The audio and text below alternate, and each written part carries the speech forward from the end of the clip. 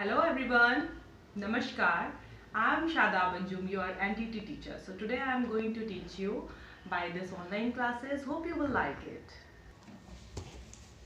So first I am going to teach you teaching aptitude, जिसको हम बोलते हैं शिक्षण योग्यता. So the first thing is teaching aptitude is the most important element for making good relationship between teachers and students. सो जो teaching aptitude होता है which is really good, क्योंकि हमें स्टडीज़ करनी होती हैं टीचिंग एप्टीट्यूड की, और यहाँ से हम सीखते हैं कि किस तरह से बच्चों के जो तरीके हैं उनको किस तरह से अंडरस्टैंड करना है, किस तरह की एक्टिविटीज़ और क्या टूल्स हमें यूज़ करना है अपनी टीचिंग को और ज़्यादा स्मार्ट और स्ट्रॉन्ग बनाने के लिए, ताकि जो बच्चे हैं वो स्ट्रेस से ना भरे और जो टीचिंग मैथड्स हैं, जो एड्स हैं, वो अच्छे से बच्चे समझ पाएँ उनसे जो हम समझाना चाह रहे हैं. मीन्स टू से दिस टीचिंग एप्टीट्यूड हमें अंडरस्टैंड करता है कि हम किस तरह से बच्चों को पढ़ाएं और किस तरह से हम बच्चों को समझा सकें. तो वो बच्चों के लिए भी स्ट्रेस फ्री होता है, टीचर के लिए भी स्ट्रेस फ्री होता है, और टीचर जल्दी उस गोल को अचीव कर लेती है जो वो चाहती है. And the second one is this element makes teachers are confident and she can organise their teaching effective and instructional for students.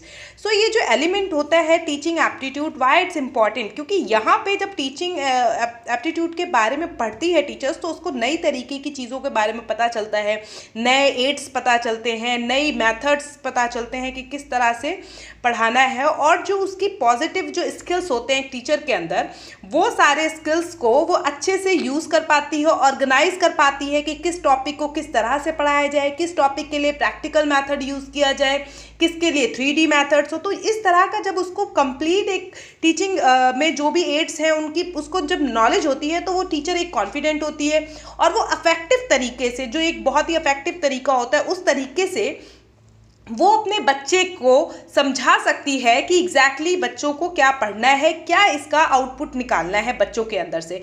तो टीचर जब कॉन्फिडेंट होगी, उसके पास बहुत सारे इफेक्टिव टूल्स होंगे टीचिंग के, तो वो उन बच्चों को इंस्ट्रक्ट भी कर पाएगी, बिकॉज कहीं ना कहीं नॉलेज का एक बहुत बड़ा रोल है टीचिंग में. जब आपके पास स्किल्स हैं, आपके पास नॉलेज है, देन आप ज़रूर उस चीज़ को बहुत अच्छे से ऑर्गेनाइज कर पाएंगे और इंस्ट्रक्ट कर पाएंगे बच्चों को कि किस तरह पे कहाँ पे क्या पढ़ना है और किस तरह से यूज़ आउट करना है.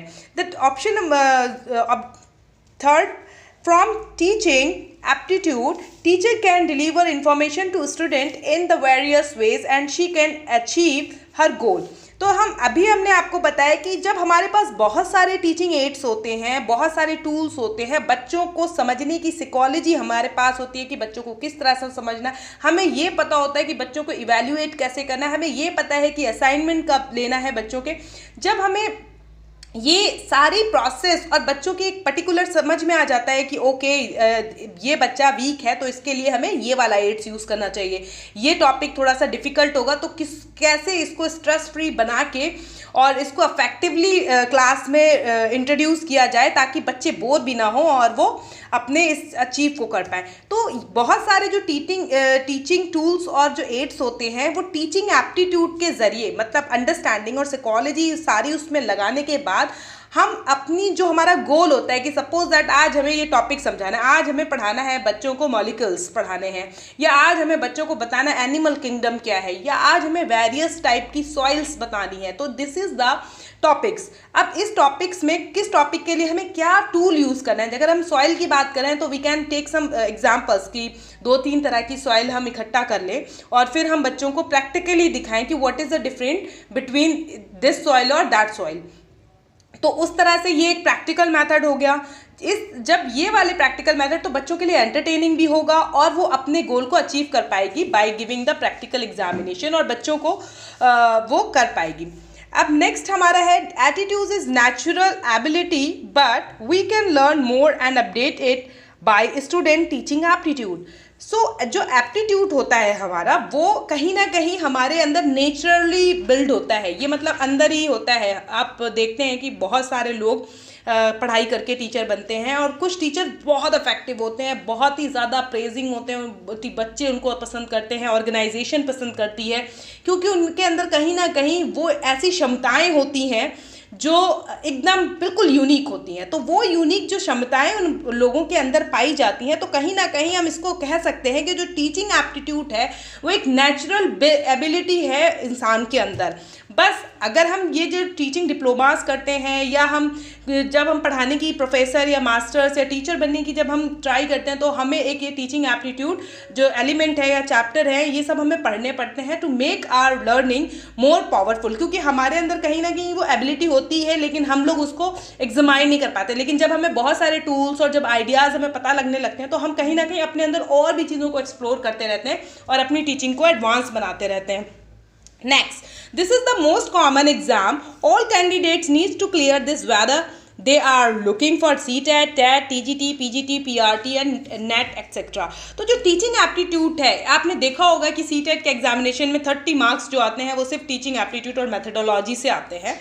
तो चाहे वो प्रोफेसरशिप की तैयारी कर रहा हो, मास्टर्स की तैयारी कर रहा हो, post graduate teacher, graduate teacher, किसी की भी तैयारी कर रहा हो, टीचिंग एप्टीट्यूड से रिलेटेड क्वेश्चन पूछे जाते हैं, जहाँ पे और एग्जामिनर या ऑर्गेनाइजेशन आपसे ये पता करना चाहती है कि आप कितनी डिफ़िकल्ट सिचुएशन में किस तरह से चीज़ों का सॉल्यूशन ढूंढते हैं, आप कितने अच्छे हैं इन सॉल्यूशन को, कितने कामली इसको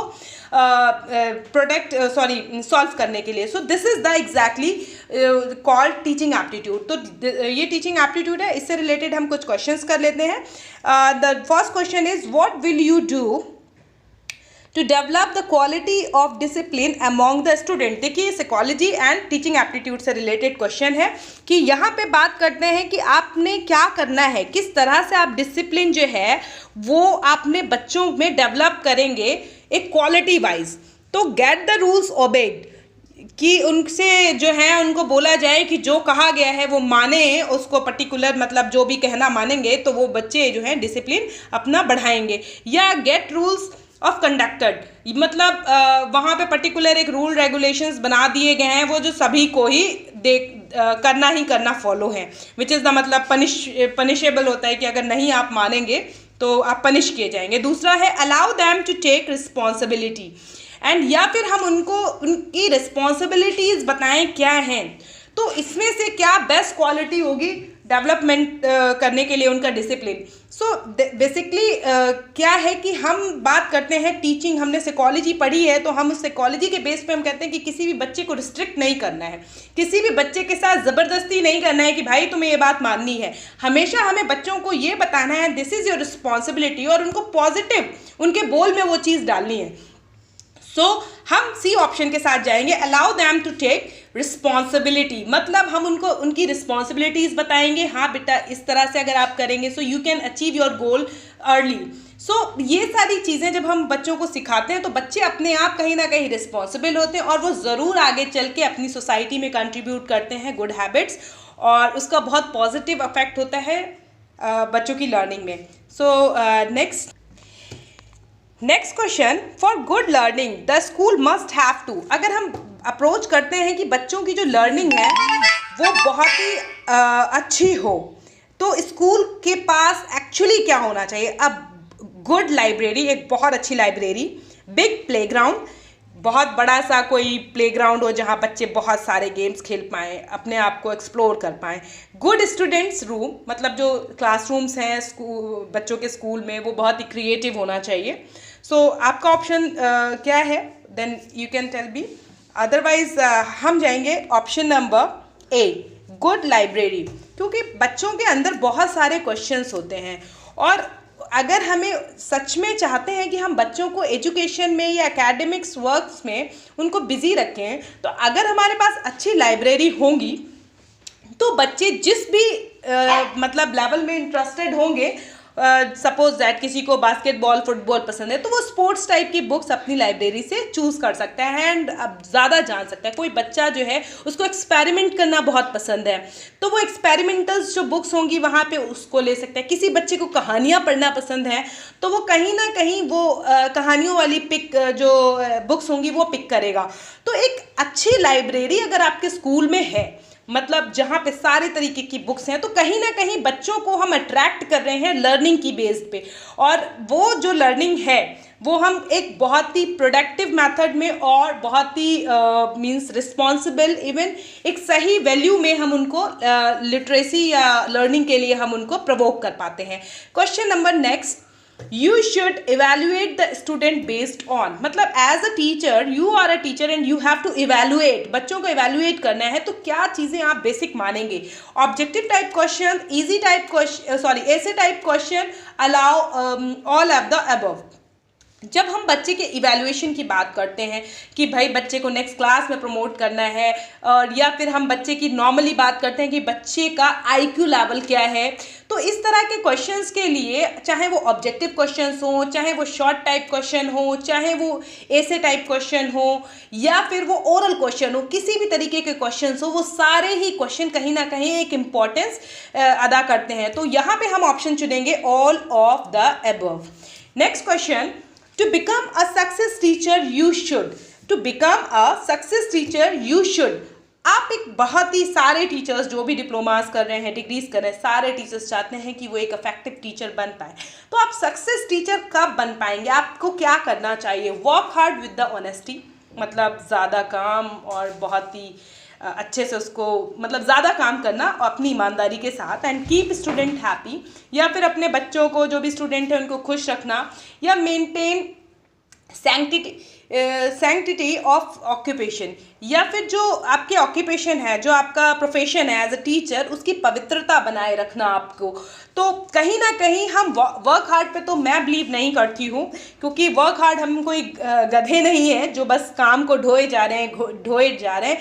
हमें कहीं ना कहीं जो अपनी पवित्रता है अपने काम को लेके, option C maintain sanctity of occupation. So कहीं ना कहीं हम इस चीज़ को प्रोवोक करते हैं कि पवित्रता मतलब अपने काम को पूजा समझना चाहिए, और उसकी पूजा तो जब हम भगवान के सामने कोई भी चीज़ छुपा नहीं सकते ना, हमेशा हर चीज़ ट्रुथ बताते हैं, तो वही हमें बच्चों के लिए भी करना है कि बच्चों के सामने हम जो भी इंफॉर्मेशन दे रहे हैं वो कहीं ना कहीं जांची हो, परखी हो, उस पर हम 100% ट्रस्ट करते हैं कि हाँ बस यही सही है और वही मुझे बच्चों को बताना है। तो कहीं ना कहीं अपने काम के प्रति एक पवित्रता बनाए रखनी है। नेक्स्ट है, is the right attitude of a teacher towards student.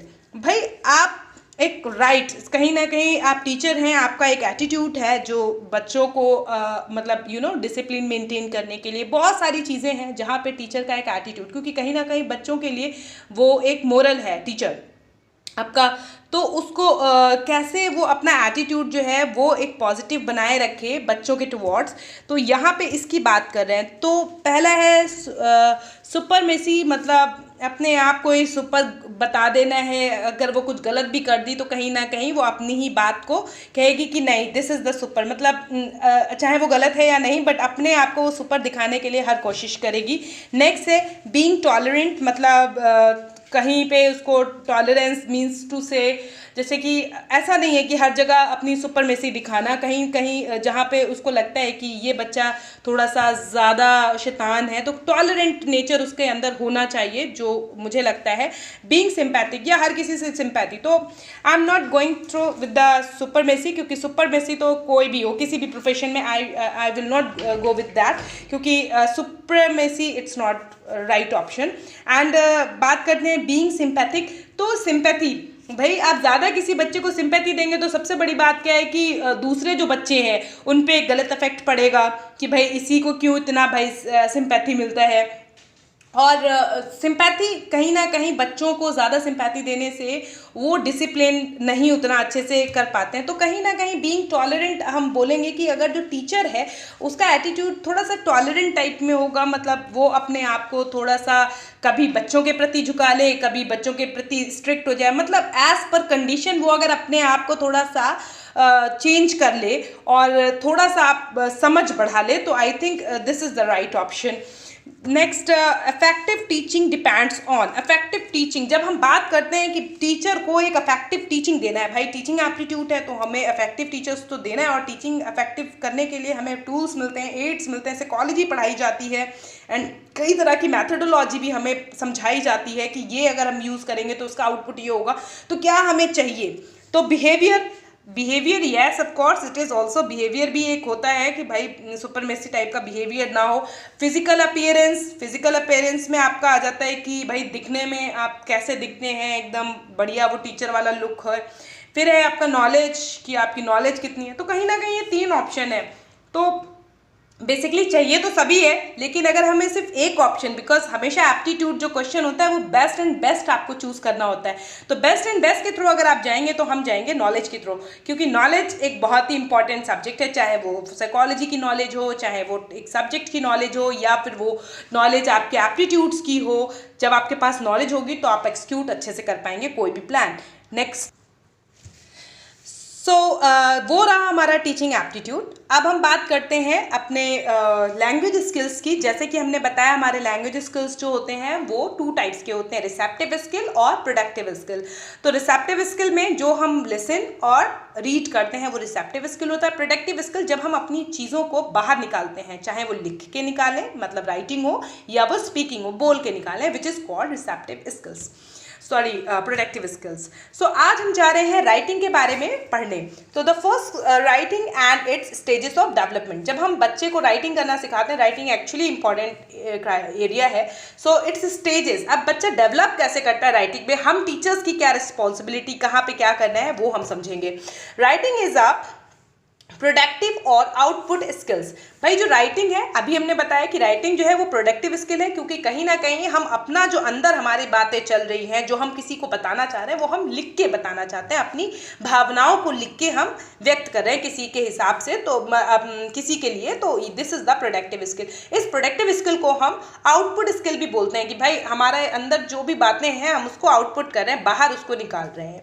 Next, which helps to improve the eyes and hand coordination. देखिए जब बच्चा लिखता है तो हाथ भी और आंख भी, दोनों हाथों से लिखता है और आंखों से देखता है, तो कहीं ना कहीं वो एक जो कोऑर्डिनेशन है आई एंड हैंड्स का, वो बढ़ जाता है। थिंकिंग स्किल्स, भाई जब बच्चा लिखेगा तो सोचेगा तो इसका इमेजिनेशन भी होगा हर वर्ड से लेके और हर एक चीज़ को, कि भाई ऐसा हुआ था, ये वो। And remove stress as well. और जब वो लिखता है, जब उसके दिमाग में चीज़ें जो भी चल रही होती हैं, जब वो लिखता है, इमेजिनेशन करता है, थिंकिंग करता है, तो कहीं ना कहीं उसके दिमाग में जो स्ट्रेस है, गुस्सा या कोई टेंशन चल रही होती है, वो धीरे धीरे अपने आप ही कहीं रिलीज हो जाती है। नेक्स्ट हम बात करते हैं स्टेजेस ऑफ राइटिंग डेवलपमेंट। तो हम कई तरीके के डेवलपमेंट स्टेजेस होती हैं। पहली स्टेज जो होती है वो होती है स्क्रिबलिंग एंड ड्राइंग। तो आप ये पिक्चर देख रहे हैं, दिस इज लाइक बच्चे जो होते हैं शुरू में इस तरह से कुछ बनाते हैं, पकड़ते पेंसिल और गोल गोल गोल गोल घुमा देते हैं, या फिर ऐसा ऐसा कर देते हैं। So this is called scribbling, और इसको ड्राइंग भी बोलते हैं। ये दोनों में से कोई भी एक चीज़ कर देते हैं, ये एमर्जेंट राइटिंग के स्किल्स हैं।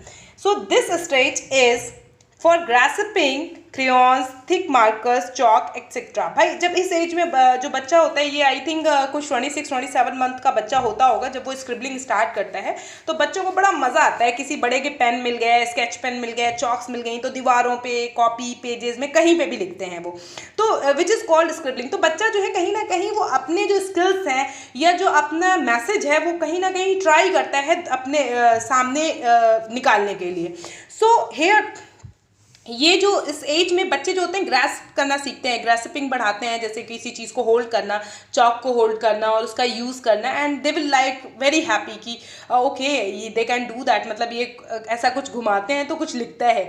एंड फिर है here children express their messages by their drawing और स्क्रिबलिंग। यहाँ पे बच्चे जो हैं वो जो भी उनके दिमाग में चल रहा होता है या वो कुछ भी उसको बनाने की कोशिश करते हैं और वो अपने इम्प्रेस होते हैं अपनी इस स्क्रिबलिंग और ड्राइंग से। एज अ टीचर और एज अ पेरेंट्स, चाहे देखिए चाहे हम टीचर हैं या एक पेरेंट्स हैं, ये फर्स्ट स्क्रिबलिंग जो और ड्राइंग एज होती है वो हम दोनों के लिए इंपॉर्टेंट होती है, चाहे वो टीचर हो या वो पेरेंट्स हो। And we need to use more creative ideas and make children work meaningful and appreciate them. देखिए भाई ये स्क्रिबलिंग उसने बच्चे ने नॉर्मल करी है, अब हम टीचर या पेरेंट जो भी हैं ये स्क्रिबलिंग और ड्राइंग को हमें मीनिंगफुल बनाना है। मतलब बच्चे ने ये कर दिया तो हमें ऐसे ही नहीं फेंक देना इसको, या फिर चलो कोई बात नहीं उसने लिख लिया और रख दिया।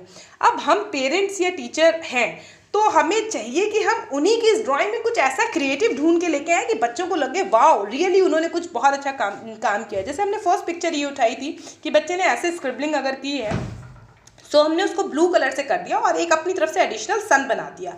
तो बच्चे को बता दिया अरे ये तो क्लाउड है और ये सन है, तो बच्चा बोलेगा ओहो वाह उसने किया। तो अभी वो नेक्स्ट टाइम थोड़ा और ज़्यादा अपने आप में एनकरेज होगा और थोड़ा और एक्सप्लोर करने की कोशिश करेगा और लव टू राइट दैट, मतलब उसको लिखने में फिर शौक बढ़ जाएगा कि अच्छा उसने जो पिक्चर्स बनाई थी देयर इज समथिंग मीनिंग। फिर नेक्स्ट उसने बनाया था इस तरह का कुछ रोली पोली। सो आपने क्या, मैंने इसका लॉलीपॉप बना दिया, 2-3 कलर कर दिए, खैर मेरी कलरिंग मैंने रफली ऐसे ही बना दिया है, बट आप उसको और क्रिएटिव मेथड में यूज़ कर सकते हैं। तो बच्चे ने ऐसे किया है, देन हमने लॉलीपॉप बना दी है इसकी कि बच्चे जो है वो सोचा अरे वाह ये लॉलीपॉप तो हम खाते हैं, वाह मेरी ड्राइंग तो लॉलीपॉप बन गई। देन ये इस तरह से किया तो हमने इसको कवर अप करके एक मैट बना दी। हालांकि आप इसको सन बना सकते थे, इससे फ्लावर क्रिएट कर सकते थे, इससे चॉकलेट का रैपर बना सकते थे, इस तरह की स्क्रिबलिंग और भी बहुत सारी चीज़ें, what ever you want you can do that. Even इस पिक्चर से हम ट्री भी बना सकते थे। तो इट्स अप टू यू, आपका जो इमेजिनेशन काम करता है वो आप बना सकते हैं। So by their scribbling we need its meaningful. जो उन्होंने ये स्क्रिबलिंग की है इसके हमने मीनिंग्स बना दिए, तो कहीं ना कहीं them meaningful and we are helping them to enhance their interest in writing and development vocabulary by their scribbling or drawing। तो कहीं ना कहीं ये जो थी बच्चों ने जो बनाया था, उन्होंने कुछ लिखने की कोशिश तो करी थी, लेकिन वो एग्जैक्ट हमें पास नहीं कर पाए वो message, because they are very young. तो अभी हमने क्या किया कि हमने उनकी ड्राइंग को मीनिंगफुल बना दिया। अब कहीं ना कहीं आप ये देखिए जो बच्चे ने ड्राइंग करी है उससे हमने क्या क्लाउड बना दिया, तो उसके दिमाग में एक ये वर्ड आ गया कि क्लाउड अच्छा ये होता है, सन अच्छा ये होता है। तो कहीं ना कहीं कलर बच्चों ने सीखा, अच्छा ये कलर होता है, सन कैसा होता है उसका। तो ये कहीं ना कहीं हमने जो ये डिज़ाइंस बनाई है उसको हमने जो पिक्चर या वर्ड जो भी ड्राइंग को उनको मीनिंगफुल बना दिया, तो उससे उनको एक तो वोकैबुलरी उनकी बढ़ गई कि भाई बच्चों ने जो भी चीज़ें बनाई हैं वो रियल में कोई मीनिंगफुल है, और अपनी वो राइटिंग के लिए भी अपने आप को और ज़्यादा एनकरेज करेंगे, और हम लोग भी एनकरेज कर रहे हैं उनको कि हाँ बच्चों लिखो, this is very meaningful. So like this. अब हम next, so the second stage, जब हम स्क्रिबलिंग और ड्राइंग की स्टेज से निकलते हैं तो नेक्स्ट होता है हमारा अर्ली एमर्जेंट राइटिंग स्किल्स जो होते हैं। तो बच्चे जो होते हैं अब वो ये करके थक चुके होते हैं, they are trying to write something like कि बड़ों की तरह हमें लिखना है, तो वो कुछ इस तरह से बनाते हैं क्योंकि उनका पेंसिल पे अब होल्ड बढ़ा होने लगा है। अब वो चीज़ें जो है वो छोटा छोटा ड्रॉ करते हैं, इस तरह से करना सीखते हैं। So in this stage child pretend as like a elder, मतलब जब इस एज में बच्चा होता है, ये आपका थोड़ा बड़ी एज हो गई बच्चे की, and trying to imitate cursive writing. अब भाई इस राइटिंग के थ्रू वो ये बताना चाह रहा है हम भी पापा की तरह स्पीड में लिख सकते हैं, मम्मी या टीचर की तरह स्पीड में हम लिख सकते हैं, लुक लाइक अ कर्सिव राइटिंग। और वो अपने आप को थोड़ा प्रिटेंड करता है कि अब मैं बड़ा हो गया हूँ। Imitate cursive writing and child also trying to write some, but it's not letter actually, but we need to encourage them to and find their symbols which looks like letter। तो बच्चे जो होते हैं कुछ इस तरह से बनाते हैं, कभी कुछ इस तरह से लिखने की या कुछ ड्रॉ करने की कोशिश करते हैं, पर वो एग्जैक्ट नहीं बन पाता जो वो बनाते हैं। तो अभी एज अ टीचर अगेन हमारा वही टास्क है कि उनको जो भी बच्चों ने किया है उसको हम फिर मीनिंगफुल बनाएं, उनमें मतलब कुछ ऐसा एक्सप्लोर करें जहाँ पे हम उनको किसी भी तरीके से एक नॉलेज दे पाएँ और कनेक्ट कर पाएँ लर्निंग से। तो अब ये बच्चे ने उल्टी सीधी जो भी चीज़ें बनाई हैं, अब हमने उनको एनकरेज करना है क्योंकि वो जो भी मैसेज दिए हैं वो नहीं पहुंचा। तो उसने बच्चे ने ये किया है, तो हमने एक कैट बना दी, एक माउस। अब भाई कैट को क्या पसंद है, उसको माउस खाना पसंद है, तो हमने बोला अरे बच्चा ये कैट थी, आपने तो इसको माउस तक पहुँचा दिया। तो कहीं ना कहीं दो फिर वोकैबुलरी बढ़ गई, और हमने ये जो था उसकी जो राइटिंग थी उसको हमने मीनिंगफुल बना दिया। अब इस तरह के वर्ड्स बच्चे ने लिखे थे, हमने इसको देखिए पी हाईलाइटेड कर दिया, बच्चे को बताया पी फॉर पैरेट होता है।